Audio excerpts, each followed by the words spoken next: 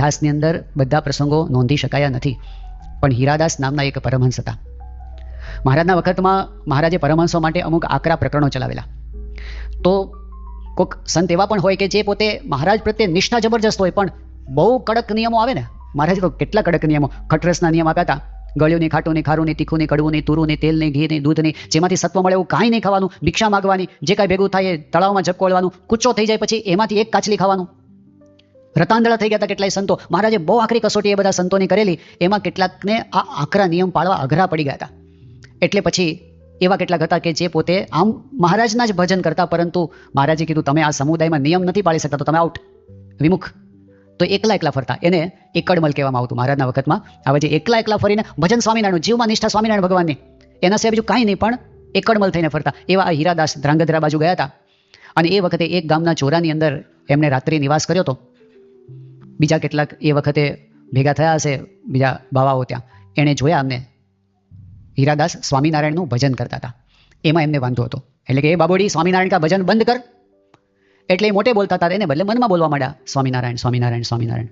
તો ફરી પાછો એમને ગુસ્સો ચડ્યો, સ્વામિનારાયણ બોલવાનું બંધ કરે એમ કરીને મારવાનું ચાલુ કર્યું. પણ મારે તો સ્વામિનારાયણ વધારે બોલાય, તો વધારે સ્વામિનારાયણ બોલાય. પછી એટલો બધો ગુસ્સો ચડ્યો, એણે પોતાના ચીપિયા ગરમ કર્યા અને એ ગરમ લોઢાના ચીપિયાથી મારીને માંસના લોચા કાઢી નાખ્યા. એ સાધુ બેભાન થઈ ગયા.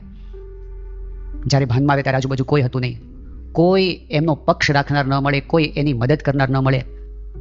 એ સંત ત્યાંથી ઢસડાતા ગઢડા આવ્યા અને મહારાજના ચરણોમાં મસ્તક મૂક્યું, એનું વસ્ત્ર ખસી ગયું અને મહારાજે આ માંસના લોચા નીકળેલા જોઈ ગયા. મહારાજ દ્રવિત થઈ ગયા. અરે સાધુરામ, શું થયું આ તમને? હીરાદાસ કે મહારાજ, કાં તો મને તમારી પાસે રાખો અને કાં તો તમારા સ્વરૂપની નિષ્ઠા મારા જીવમાંથી કાઢી નાખો. કેવી નિષ્ઠા હશે બોલો? મહારાજ કે અમારા સ્વરૂપની નિષ્ઠા અમારાથી પણ ટાળી શકાતી નથી. મહારાજ કે તમારી સેવા અમે કરશું. મહારાજે હીરાદાસને પોતાની સાથે રાખ્યા. પણ આવા એક બે પ્રસંગો નથી, કેટલાય પરમહંસોને તો મારી નાખવામાં આવ્યા. આટલી હદ સુધી સંપ્રદાયનો, સત્યનો વિરોધ એક બાજુ ચાલતો હતો, રાજસત્તાઓ વિરોધમાં પડી હતી. પણ અંતે તમે જુઓ છો, એ જે વિરોધ કરનારા હતા એ કોઈનું અસ્તિત્વ કે કોઈનું નામ નથી. અને સ્વામિનારાયણ સંપ્રદાયની વિજય ધ્વજા આજ આખા વિશ્વમાં તમે જુઓ, ગગનમાં ફરકે છે.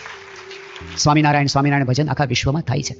પણ એ જે પીરિયડ હોય છે વચ્ચેનો, ભગવાનને ત્યાં દેર છે, અંધેર નથી.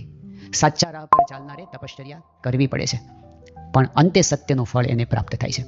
શાસ્ત્રીજી મહારાજના વખતનો વિચાર કરો. શાસ્ત્રીજી મહારાજ, એમનું બળ હતું સચ્ચાઈનું બળ, અને સત્યના બળે એમણે સાચી ઉપાસના પ્રવર્તાવવા માટેનો યજ્ઞ આદર્યો. જ્યારે સુરતની અંદર ભગતજી મહારાજ સાથેનું મિલન થયું અને ભગતજી મહારાજે જ્યારે અક્ષર પુરુષોત્તમ ઉપાસનાની વાત એમને કરી,